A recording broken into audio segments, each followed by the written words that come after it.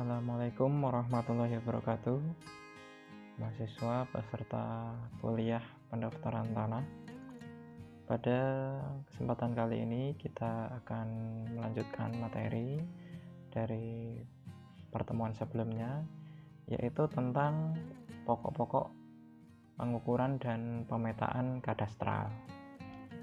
Sebenarnya untuk pembahasan terkait pengukuran dan pemetaan kadastral ini ada mata kuliah sendiri, yaitu survei kadastral yang nanti akan kita pelajari di semester berikutnya ya. Baik, langsung saja kita ke materi. Pada hakikatnya pengukuran bidang-bidang tanah itu bertujuan untuk memperoleh kepastian mengenai batas-batas bidang tanah yang satu dengan bidang tanah lainnya, serta letak bidang tanah baik letak relatifnya maupun letak administrasinya. Dalam rangka penentuan letak relatif bidang tanah, maka pada prinsipnya setiap pengukuran bidang tanah itu harus diikatkan pada titik-titik tetap ya, atau yang kita sebut sebagai titik dasar teknik. Dalam rangka memperoleh kepastian objek tanah ya, maka dilakukan kegiatan pengukuran, pemetaan, dan pembukuan tanah. Nah, ini bisa dilihat pada pasal 19 ayat 2 ya, huruf A di Undang-Undang Pokok Agraria. Nah, kegiatan pengukuran dan pemetaan ya sebagaimana dimaksud ya terhadap bidang tanah itu meliputi pertama, pembuatan peta dasar pendaftaran. Yang kedua, ada penetapan batas bidang-bidang tanah. Yang ketiga, pengukuran dan pemetaan bidang-bidang tanah dan pembuatan peta pendaftaran. Yang keempat, pembuatan daftar tanah. Yang kelima, pembuatan surat ukur. Bisa dilihat di pasal 14 ayat 2 PP 24 tahun 97. Nah, kelima tahapan ini adalah merupakan inti ya, dari kegiatan pengukuran dan pemetaan kadastral. Nah, tapi pada dasarnya sebelum dilakukan 5 kegiatan ini, nah, maka perlu dilakukan sejumlah persiapan-persiapan. Nah, salah satu yang harus dilakukan yaitu perlu menyiapkan titik dasar teknik di lapangan.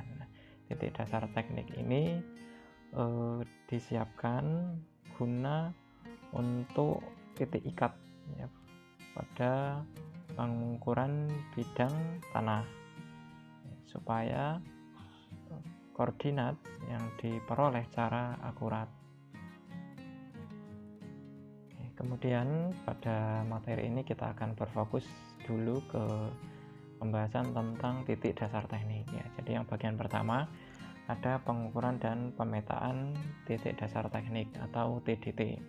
Nah, di sini saya tuliskan bahwa TDT itu adalah titik yang mempunyai koordinat yang diperoleh dari suatu pengukuran dan perhitungan dalam suatu sistem tertentu yang berfungsi sebagai titik kontrol atau titik ikat untuk keperluan pengukuran dan rekonstruksi batas. Nah, di sini di bawah ini ada contoh dari titik dasar teknik yang dibuat di lapangan. Jadi ada semacam monumen tugu ya. Tugu berbentuk persegi yang dipasang dan dibuat untuk keperluan pengikatan koordinat terhadap bidang-bidang tanah. Nah, di sini ada di sebelah kiri ada gambar tugu berwarna biru ya, karena ini tugunya sudah lama jadi warna birunya sudah agak pudar. Nah, jadi tugu ini adalah tugu TDT di mana di bagian tengahnya ada semacam plat ya, plat yang terbuat dari tembaga atau kuningan. Nah, di sini tertulis titik dasar teknik Badan Pertanahan Nasional ya. Nah, jadi untuk keperluan pengukuran TDT ini nanti didirikan alat ya, alat ukur baik itu GPS geodetik maupun jika pengukuran dilakukan secara terestris yang menggunakan theodolit atau total station. Tentunya dari hasil pengukuran tersebut dapat diperoleh nilai-nilai koordinat yang fungsinya juga nanti dapat menentukan koordinat pada sudut-sudut bidang tanah yang diukur, seperti itu. Kemudian kita yang pertama akan mempelajari tentang klasifikasi dan simbol titik dasar teknik. Di gambar sebelah kiri ya bisa dilihat ada sejumlah sebaran titik-titik dasar teknik dengan berbagai jenis simbol. Berdasarkan pada tingkat ketelitiannya ya dapat diklasifikasikan atas beberapa orde, yaitu orde 0 dan orde 1 dengan simbol kotak hitam yang dibuat oleh Badan Informasi Geospasial atau BIG. Kemudian orde 2 dengan simbol segitiga berwarna hitam. Nah, ini di lapangan dibuat dengan jarak plus minus 10 km antara titik orde 21 dengan orde 2 yang lainnya. Ya, jaraknya kurang lebih 10 km. Kemudian orde 3 dengan simbol segitiga berwarna putih dengan jarak antara 1 sampai 2 km ya, antar titik orde 3. Kemudian orde 4 nasional dengan simbol lingkaran berwarna hitam, atau orde 4 lokal dengan simbol lingkaran berwarna putih. Nah, ini dengan jarak antara 150 sampai dengan 200 meter antar titik orde 4-nya, baik itu nasional maupun lokal. Nah, di samping itu terdapat TDT perapatan ya, untuk merapatkan dengan simbol kotak berwarna putih ya, guna titik bantu dan bersifat sementara. Nah, secara fisik titik dasar teknik di lapangan ini dibuat dalam bentuk atau konstruksinya beton ya, beton tertentu sesuai ordenya dan diberi cat dengan warna biru ya, sebagai ciri khas titik dasar teknik yang dimiliki oleh Badan Pertanahan Nasional. Kemudian yang kedua terkait metode pengukuran titik dasar tekniknya. Nah, pengukuran TDT ini dilakukan pada sistem koordinat nasional dan dilakukan secara berjenjang dengan menggunakan metode, yaitu ada metode pengamatan satelit menggunakan GPS atau Global Positioning System ya. Dengan metode pengukurannya bisa statik atau bisa rapid static atau juga stop and go. Nah, terkait teknisnya bagaimana itu pengukuran static positioning, rapid static ataupun stop and go ini dipelajari di mata kuliah survei GPS. Nah, maka antara mata kuliah survei GPS dan mata kuliah untuk pengukuran survei kadastralnya itu sangat berhubungan sebenarnya ya. Oke. Kemudian metode yang kedua yaitu pengukuran terestrial atau terestris, yaitu menggunakan peralatan ya untuk penentuan posisi titik di permukaan bumi melalui pengukuran jarak dan sudut ya secara langsung ya, dengan metodenya yang kita kenal ada poligon tentunya ya, metode poligon. Kemudian metode lainnya ada triangulasi, triangulaterasi atau fotogrametrik. Nah, metode fotogrametri inilah yang banyak saat ini digunakan untuk pengukuran kadastral ya, untuk PTSL-nya.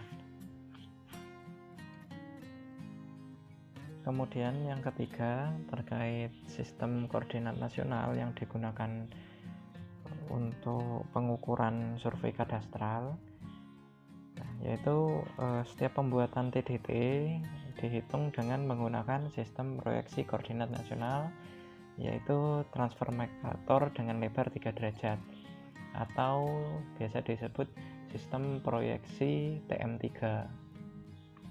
Model matematik bumi yang digunakan sebagai ellipsoid referensi adalah spheroid ya, pada datum WGS 1984 atau biasa disebut sebagai WGS 84 dengan parameter A 6378137 meter dan F ya. F ini penggepengan 1/298,25722,357.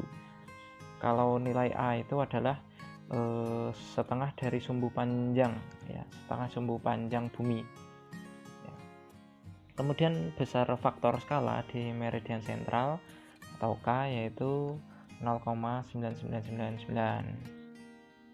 Oke, kemudian titik 0 semu terletak pada koordinat yaitu pada sumbu timur atau sumbu X sebesar 200.000 meter, kemudian utaranya atau sumbu Y yaitu 1.500.000 meter. Ini untuk titik nolnya, jadi bukan 0,0 tetapi 200.000,1.500.000 meter, seperti itu. Kemudian bisa dilihat pada gambar sebelah kanan ya, ada perbedaannya antara sistem koordinat UTM dengan sistem koordinat TM3. Jadi kalau UTM lebar dari garis meridiannya atau garis tegaknya yang dari utara ke selatan atau dari atas ke bawah lah, ini lebarnya berada pada jarak 6 derajat ya, UTM 6 derajat. Nah, sedangkan kalau TM3 itu masih dibagi 2. Kemudian nanti setelah dibagi 2 itu nanti masih dibagi 2 lagi gitu. Tetapi intinya adalah kalau dibagi 2 misalnya dari 102 derajat ke 108 derajat. Nah, maka titik tengahnya adalah 105 derajat. Nah, jadi kalau dihitung dari 2 derajat ke 5 derajat itu ada sebesar 3 derajat ya, jadi ada 2, 3, 4, 5. Kemudian dari 105 derajat ke 108 derajat itu ada selebar 3 derajat juga, dari 105, 106, 107, 108. Kemudian di sana di sebelah kanan ya ada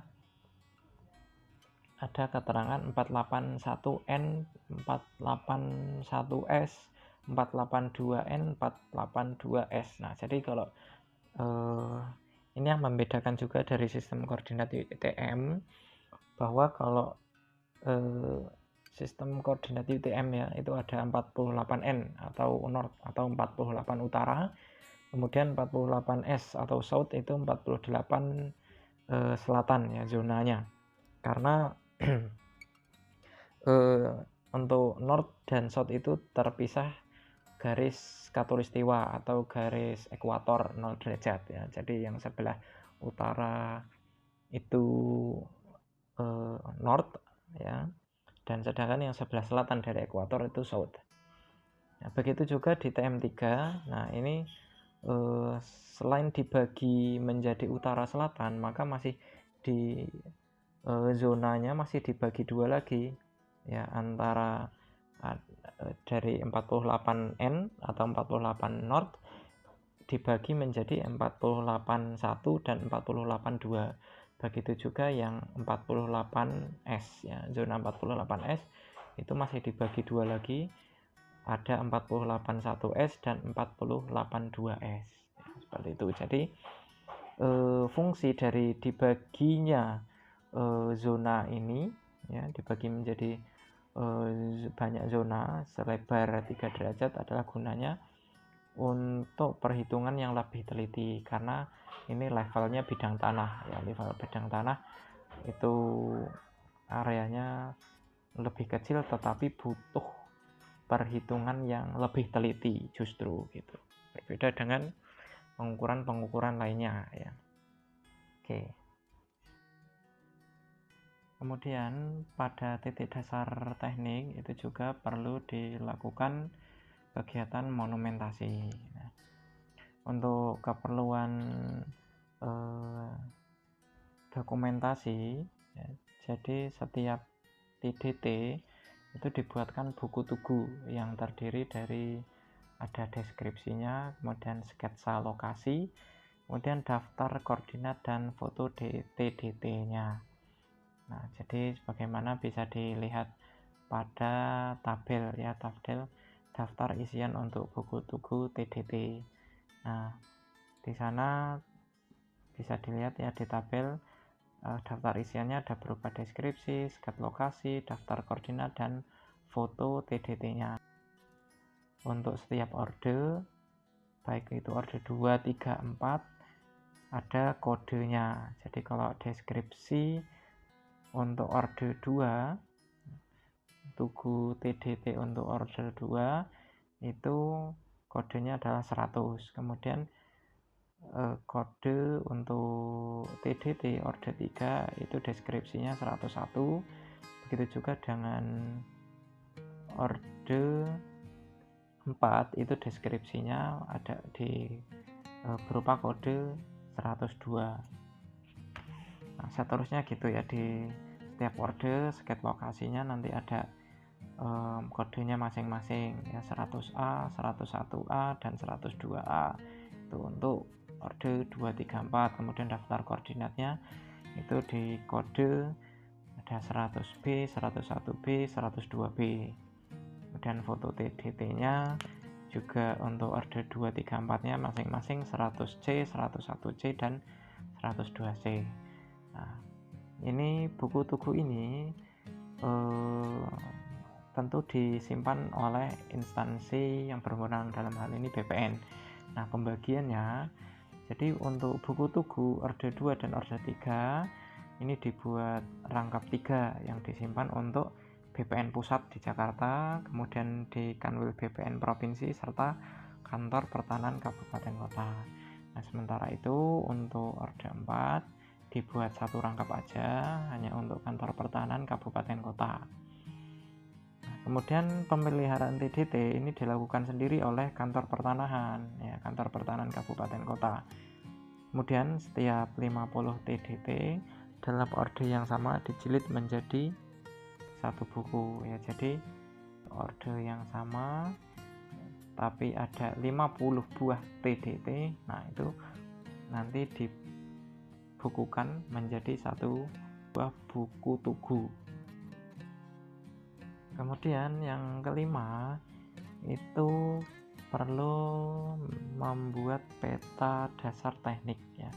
Nah, peta dasar teknik ini peta yang menggambarkan distribusi atau sebaran titik dasar teknik dalam suatu wilayah tertentu dengan skala 1/25.000 itu untuk orde 0, orde 1, 2, 3, dan skala 1/10.000 itu untuk orde 4. Nah, untuk orde 4 skala 1/10.000 karena lokasinya akan lebih detail ya, dengan cakupan wilayah yang lebih sempit. Dan untuk yang skala 1/25.000 untuk orde 0, 1, 2, 3 itu cakupan wilayahnya lebih luas dan tidak terlalu detail karena isinya hanya menjelaskan sebaran titik dasar teknik aja. Kemudian tentunya fungsi dari peta dasar teknik ini sebagai peta indeks pembagian lembar peta serta alat perencanaan pengikatan pada pengukuran TDT orde lebih rendah, kemudian pengukuran guna pembuatan peta dasar pendaftaran, dan pengukuran bidang-bidang tanah. Jadi masing-masing titik dasar teknik itu nanti akan saling terikat ya. Titik dasar teknik orde 0 itu akan menjadi titik ikat untuk titik dasar teknik orde 1. Begitu juga dengan TDT orde 1 akan menjadi titik ikat untuk TDT orde 2. Begitu juga selanjutnya TDT orde 3 akan menjadi titik ikat untuk TDT orde 4. Ya, jadi akan saling terikat ya, sehingga akan diperoleh nilai koordinat yang lebih akurat. Sekian pembahasan pada materi kali ini. Apabila ada pertanyaan bisa disampaikan di grup atau hubungi saya secara langsung. Kemudian apabila ada salah kata saya mohon maaf. Saya akhiri. Wassalamualaikum warahmatullahi wabarakatuh.